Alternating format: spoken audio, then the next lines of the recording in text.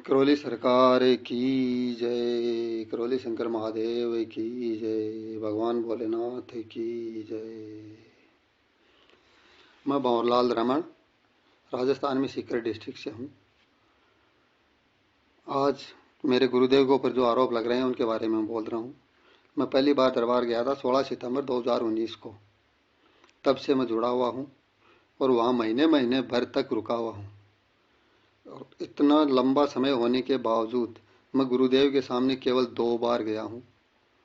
उसके अलावा गुरुदेव के सामने जाने की वहाँ नौबत ही नहीं आती, जरूरत ही नहीं पड़ती है।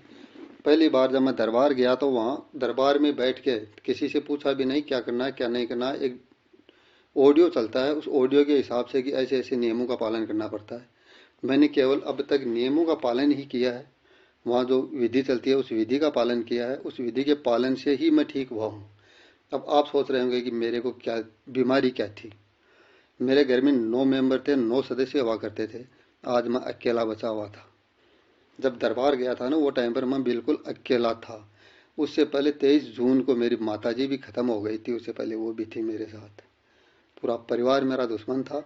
और मेरे ऐसे असाध्य एक रोग लग गया था कि शनिवार को रात को कभी भी इतना भयंकर रोग हो जाता था कि आँख कान नाक गला सब एकदम से सूज जाता था और सांस लेने में दिक्कत होने लगती थी।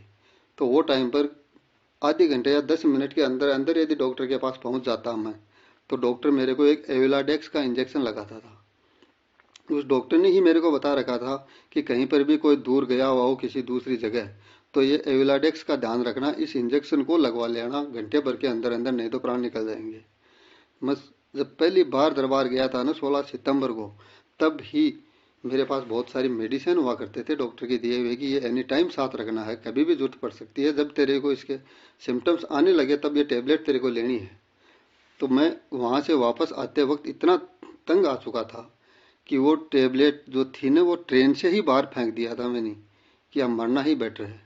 उससे पहले जीने का एक ये रीज़न था मेरा कि मेरी माँ जिंदा थी तो माँ के सामने मैं खत्म नहीं होना चाहता था। और उसके पहले भी मेरे को मारने के लिए इतनी भयंकर भरपूर कोशिशें की गई हैं, लेकिन भगवान भोलेनाथ को जिंदा रखना था मेरे को। अब आपको मैं कुछ प्रूफ दिखाऊं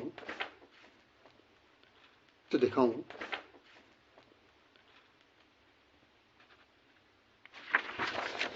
ये दिख रहा है आपको,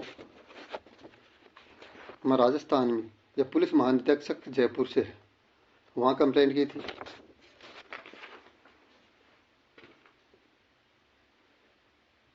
ये पुलिस अधीक्षक महोदय मेरे सीकर डिस्ट्रिक्ट से हैं, उनको कंप्लेंट की थी, उसकी फोटो कॉपी है। ये मेरे गृह मंत्रालय में मैंने अप्लाई की थी। क्योंकि आप सोच सकते हो कि 9 मेंबर सब जाने के बाद मैं अकेला मेंबर बचा हुआ था परिवार में, तो दुश्मनों ने कितना भयंकर मेरे को टॉर्चर करके कि अब ये अकेला खत्म क्यों नहीं हो रहा है। इन सब से मैंने इतनी रिक्वेस्ट करने के बावजूद भी मेरी प्राणों की रक्षा के लिए इन्होंने कोई गारंटी नहीं दी। और मैं गुरुजी से मिला नहीं था मेरे दरबार में जाकर के, केवल प्रक्रिया ही पूरी की थी वहाँ पे। उससे मैं आज ठीक हूँ, आज स्वस्थ भी हूँ। 2 बार भी मैं इस सिलसिले में मिला हूँ गुरुजी से कि कुछ मेरी पर्सनल बातें थी, वो ठीक होने के बाद मिला हूँ मैं। उसके पहले नहीं मिला था कि क्योंकि गुरुजी स्वयं बोलते हैं कि मेरे से मिलने की जरूरत ही नहीं है, पहले आप अपनी विधि प्रक्रिया पूरी करो। फिर रही बात, लोग कहते हैं कि पैसे लगते हैं, वहाँ पैसे लगते हैं। पैसे मैंने तो यह सोचा कि एक पैसा भी नहीं लगता है, सबसे सस्ता दरबार।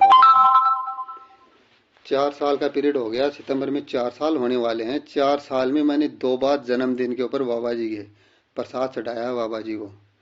वो 2 बार जो मिठाई का मैंने छोटा छोटा प्रसाद में लेके गया हूँ ना, उससे कई गुना ज्यादा तो मैं दरबार से बाबा जी के चढ़ाए हुए पान खा के आ गया वहां से।